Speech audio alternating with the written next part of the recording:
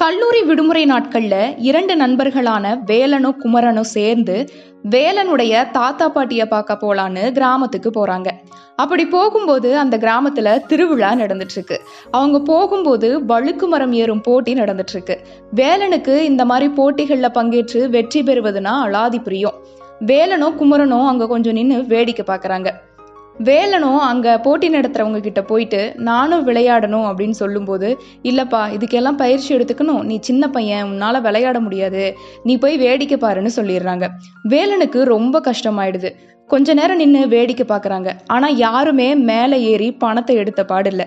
வேலனுடைய மனசு நீ போய் கேளு, உனக்கு வாய்ப்பு கிடைக்கும்னு சொன்னது. வேலன் போய் கேட்க இந்த பையன் என்ன திரும்ப திரும்ப கேட்கறான், சரி ஒரு வாய்ப்பு தான் கொடுப்போமே அப்படின்னு சொல்லிட்டு போட்டி நடத்துறவங்க சரிப்பா போய் கலந்துக்கோ அப்படின்னு சொல்லிடுறாங்க. வேலனும் சந்தோஷத்துல சட்டையை கழட்டிட்டு குமரன் கிட்ட கொடுத்துட்டு கீழே இருக்கிற மண்ணை எடுத்து கையில தேய்ச்சிட்டு விளையாட ஆரம்பிக்கிறான். முதல் முறை ஏறும்போது பயங்கரமாவே வழுக்கி விட்டது. இப்படி 3 முறை ஏறும்போது கொஞ்சம் கஷ்டமாவே இருந்துச்சு. அங்க இருக்கிறவங்க எல்லாம் சின்ன பையன்பா நீ, உன்னால ஏற முடியாது அப்படின்னு ஏளனமா பேசும்போது அது எதையுமே காதுல வாங்கல. வேலன் இந்த விளையாட்டை ஏற்கனவே விளையாடிய அனுபவம் இருந்துச்சு.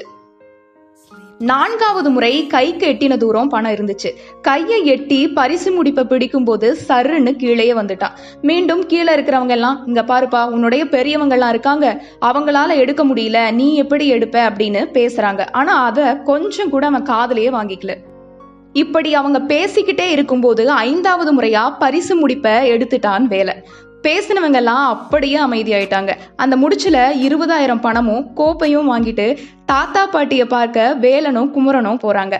பாட்டியும் தாத்தாவும் பேரனை பார்த்து ரொம்ப சந்தோஷப்படுறாங்க. வேலனும் குமரனும் மீண்டும் ஊருக்கு போகும்போது வேலன் அந்த காசை பாட்டிக்கிட்டே கொடுத்துட்டு போயிடுறான்.